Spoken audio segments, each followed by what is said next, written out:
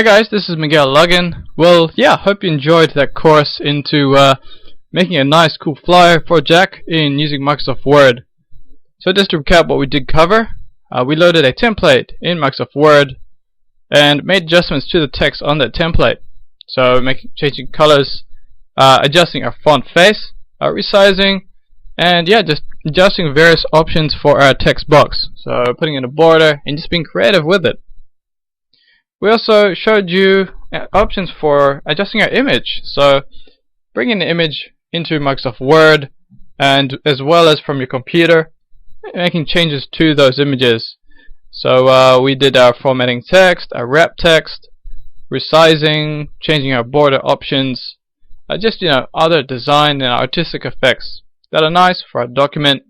And again, you're free to play around with whatever option you want to use.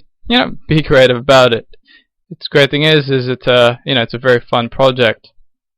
And we did go over making changes to our heading text. So the Happy Birthday Jack. So the text options there, color, font, resizing, laying it out nicely so that it looks nice. And again, you're free to play around with the options you do get for fill, the color, the font size.